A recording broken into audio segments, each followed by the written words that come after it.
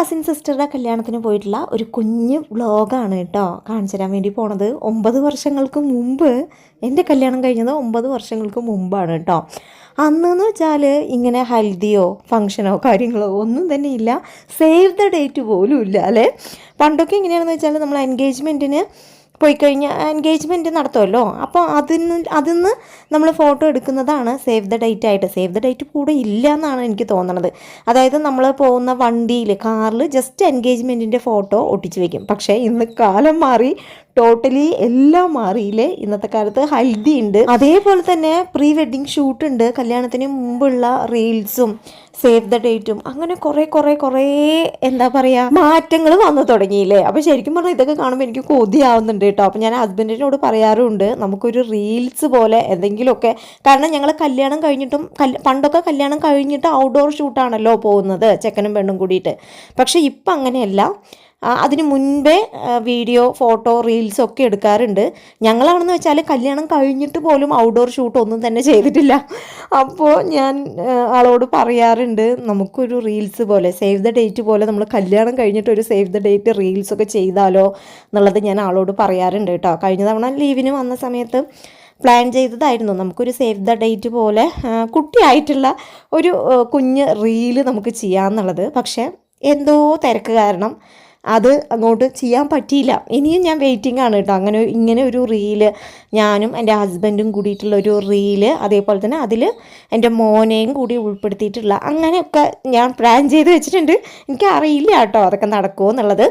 അപ്പോൾ നമ്മുടെ കല്യാണ തലേന്നുള്ള ഹൽദിയാണ്. അപ്പോൾ ആദ്യമേ തന്നെ നമ്മൾ കേക്ക് മുറിച്ച് നമ്മുടെ ഫംഗ്ഷൻ സ്റ്റാർട്ട് ചെയ്യാമെന്നാണ് വിചാരിക്കണത്. അപ്പോൾ കേക്ക് മുറിയൊക്കെ കഴിഞ്ഞ് ആ ഒരു സമയം ആകുമ്പോഴത്തേക്കും തന്നെ കേക്ക് മുറി കഴിഞ്ഞ ഉടനെ തന്നെ അവർ പുടവ കൊടുക്കാൻ വേണ്ടിയിട്ട് ചെക്കൻ്റെ വീട്ടിൽ നിന്ന് പുടവ കൊടുക്കാനായിട്ട് അവരുടെ ഒരു 3-4 കസിൻസും സിസ്റ്റേഴ്സും ഒക്കെ വന്നിട്ടുണ്ടായിരുന്നു കേട്ടോ. അങ്ങനെ പുടവ കൊടുക്കണതാണ് ഇപ്പം നിങ്ങൾ കാണുന്നത്. ഈ പറഞ്ഞതുപോലെ തന്നെ പണ്ടും ഈ പുടവ കൊടുക്കണ ചടങ്ങില്ല കേട്ടോ. ഞങ്ങളുടെ കല്യാണത്തിനൊക്കെ എങ്ങനെയാണെന്ന് വെച്ചാൽ പുടവ കൊടുക്കില്ല. പിറ്റേ ദിവസം കല്യാണത്തിന് അവർ വരുന്ന സമയത്താണ് സാരി കൊണ്ടുവന്നിട്ട് നമ്മളെ ഉടുപ്പിക്കണത്. പക്ഷേ ഇപ്പം അങ്ങനെയൊന്നും അല്ല. കല്യാണ തലേന്ന് തന്നെ പുടവ കൊടുക്കലും അങ്ങനത്തെ ഫങ്ഷൻസൊക്കെ ഉണ്ട്. അതൊക്കെ നല്ലൊരു മാറ്റമായിട്ടാണ് എനിക്ക് തോന്നിയത് കേട്ടോ.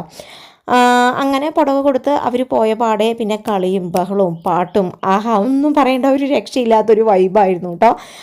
നമ്മളെല്ലാവരും യെല്ലോ കളറായിരുന്നു.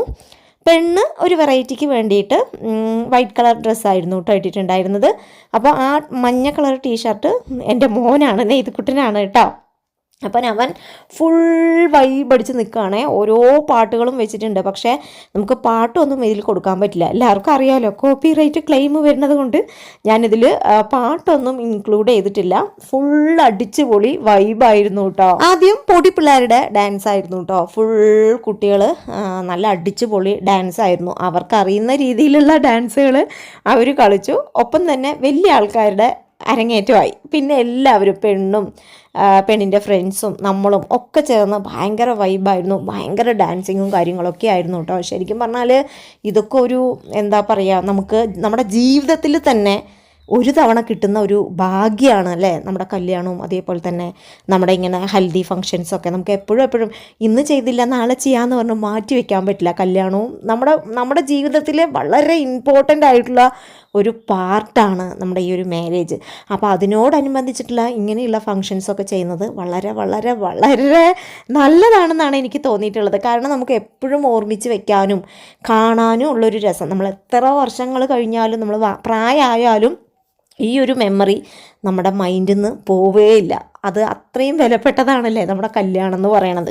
അപ്പോൾ ഇപ്പോഴും എനിക്കതാണ് ഓർമ്മ. കാരണം അന്ന് എനിക്ക് ഇങ്ങനെയൊന്നും ചെയ്യാൻ പറ്റിയില്ലല്ലോ എന്നുള്ളത് ഇപ്പോൾ ആലോചിക്കുമ്പോൾ തോന്നാറുണ്ട്. അത് അന്നത്തെ കാലം, ഇത് ഇന്നത്തെ കാലം. ഇനി കുറച്ച് വർഷങ്ങളൊക്കെ കഴിയുമ്പോൾ ഇതൊന്നും വേറെ ലെവലായിരിക്കും ഇനി വരാൻ പോണത് അല്ലേ. അപ്പോൾ അങ്ങനെ ഒരുവിധം പാട്ടും ഡാൻസൊക്കെ കഴിയുമ്പോഴത്തേക്കും തന്നെ ഒരു 12 മണിയോളം ആയിട്ടുണ്ട്. പിറ്റേന്ന് രാവിലെ കല്യാണമാണല്ലോ.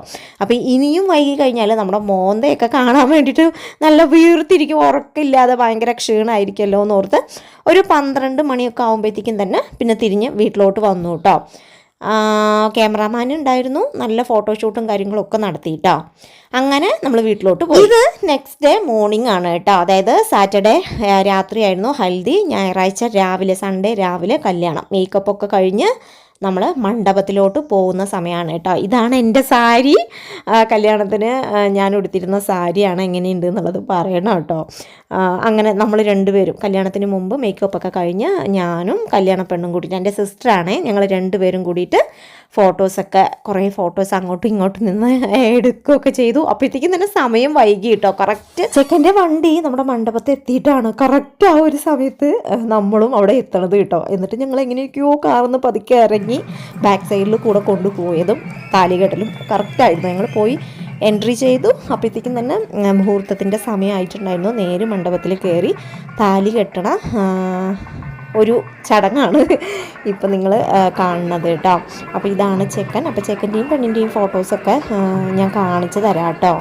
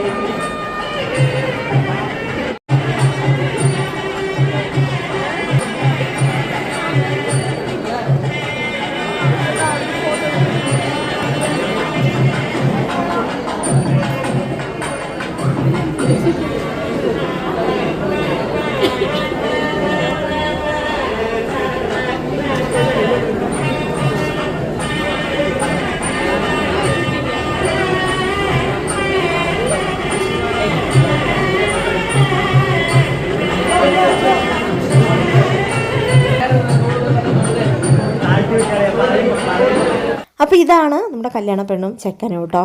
ഇനി ഇവിടുന്ന് അങ്ങോട്ട് എനിക്കൊന്നും ഷൂട്ട് ചെയ്യാൻ പറ്റിയില്ല, കാരണം ഭയങ്കര തിരക്കായിരുന്നു കേട്ടോ. തിരക്ക് എന്ന് പറഞ്ഞു കഴിഞ്ഞാൽ നിന്ന് തിരിയാനുള്ള സ്ഥലം നമുക്കവിടെ ഉണ്ടായിരുന്നില്ല, ഭയങ്കര ക്രൗഡായിരുന്നു.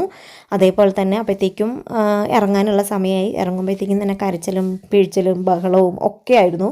കരയാത്ത ഒരാൾ പോലും ഇല്ല എന്ന് വേണം പറയാൻ. കസിൻസ് എല്ലാവരും കരച്ചിലും ഒക്കെ ആയിരുന്നു കേട്ടോ. അത് കഴിയുമ്പോഴത്തേക്കും തന്നെ അന്നേ ദിവസം തന്നെ നമുക്ക് റിസപ്ഷൻ ഉണ്ടായിരുന്നു. വീട് കുറച്ച് അപ്പുറത്ത് തന്നെ ആയതുകൊണ്ട് തന്നെ അന്നേ ദിവസം ഒരു 5 മണിയായപ്പോൾ നമ്മൾ അങ്ങോട്ട് ചെക്കൻ്റെ വീട്ടിലോട്ട് റിസപ്ഷന് പോയി കേട്ടോ. റിസപ്ഷന് എൻ്റെ കോസ്റ്റ്യൂം ഇതാണ് കേട്ടോ. എനിക്ക് ഇൻസ്റ്റയിൽ നിന്ന് കിട്ടിയിട്ടുള്ള ഒരു സാരിയാണ് ഞാനിപ്പോൾ വെയർ ചെയ്തിരിക്കുന്നത്. ഒരു സാരി, പക്ഷേ നല്ല ഭംഗിയുണ്ട് കേട്ടോ ആ സാരി കാണാൻ വേണ്ടിയിട്ട്. ഞാൻ ഫോട്ടോസൊക്കെ ഇവിടെ കൊടുക്കാം. അതേപോലെ തന്നെ അവിടെയാണെന്നുണ്ടെങ്കിലും ഭയങ്കര വെറൈറ്റി ആയിട്ടുള്ള ഫുഡുകളും അതേപോലെ തന്നെ വെറൈറ്റി ഫ്ലേവേഴ്സിലുള്ള ഐസ്ക്രീംസും കാര്യങ്ങളും ഒക്കെ ഉണ്ടായിരുന്നു. അങ്ങനെ അവിടുന്ന് അടിച്ചു പൊളിച്ച് ഭക്ഷണമൊക്കെ കഴിച്ച് ഫോട്ടോസൊക്കെ എടുത്ത് നമ്മൾ ഇറങ്ങി കേട്ടോ. ഇറങ്ങുന്ന സമയത്തും നമ്മുടെ പെണ്ണാണെന്നുണ്ടെങ്കിൽ ഭയങ്കര കരച്ചിലായിരുന്നു, ഭയങ്കര വിഷമമൊക്കെ ആയിട്ട് ഭയങ്കര കരച്ചിലായിരുന്നു. അതൊക്കെ ശരിയാവും അല്ലേ, നമ്മളും അങ്ങനെയൊക്കെ വന്ന ആൾക്കാരാണല്ലോ. അപ്പോൾ ഇതാണ് എൻ്റെ ഒരു കുഞ്ഞു വ്ളോഗ് കേട്ടോ. അപ്പോൾ ഇതാണ് എൻ്റെ കോസ്റ്റ്യൂം. അപ്പോൾ ഇഷ്ടപ്പെട്ടാൽ ലൈക്ക് ചെയ്യൂ, സപ്പോർട്ട് ചെയ്യൂ, സബ്സ്ക്രൈബ് ചെയ്യൂ. വ്ളോഗ് കാണാൻ ഇഷ്ടമുള്ളവർക്ക് ഇത് നല്ലൊരു വീഡിയോ ആണെന്ന് എനിക്ക് തോന്നുന്നു. അപ്പോൾ ഇതേപോലെ മറ്റൊരു വീഡിയോ ആയിട്ട് വരുന്നത് വരെ ബൈ ഫ്രം രമ്യ.